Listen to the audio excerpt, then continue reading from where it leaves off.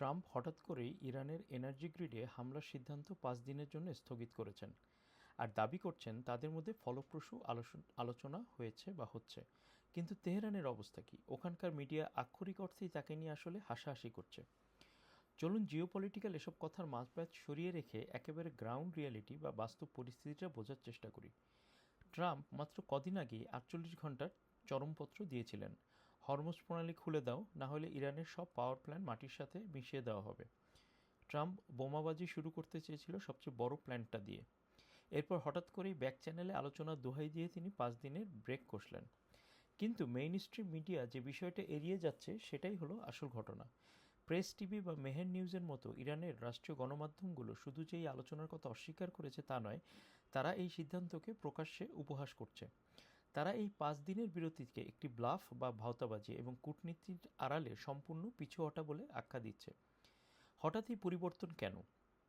কারণ ট্রাম্পের ঘোষণার আগেই তেহরান একটা ভয়াবহ পাল্টা হুমকি দিয়েছিল।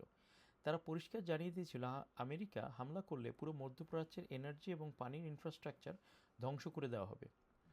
গ্লোবাল পলিটিক্স ও সাপ্লাই চেইন নিয়ে যারা গবেষণা করছে তাদের অ্যানালাইসিস অনুসারে এই হিসাবটা একদম পরিষ্কার। এটা এখনও কোনো শান্তি প্রক্রিয়া নয়।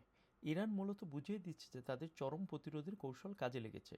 তারা দৃঢ়ভাবে বিশ্বাস করে যে পুরো অঞ্চলের পাওয়ার গ্রিড এবং গ্লোবাল ইকোনমিকে খাদের কিনারায় দাঁড় করিয়ে তারা ওয়াশিংটনকে পিছু হটতে বাধ্য করেছে। আমরা এখানে কোনো কূটনৈতিক সাফল্য দেখছি না।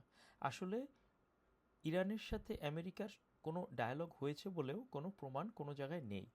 আমরা আসলে জিওপলিটিক্সের একটা চরম ঝুঁকিপূর্ণ খেলা দেখছি, যেখানে আগামী 5 দিন হলো একটা কাউন্টডাউন। দেখার বিষয় শেষ পর্যন্ত কে আগে ভয় পেয়ে পিছিয়ে যায়। আপনাদের কি মনে হয়, এই 5 দিনের বিরতি কি সত্যি গোপন আলোচনার জন্য সময় কেনা, নাকি ইরানকে হুমকির মুখে আমেরিকায় আসলেই পিছিয়ে গেল? কমেন্টে আপনার মতামত জানান। আর আসল ঘটনা কি সবাইকে জানাতে ভিডিওটি শেয়ার করুন।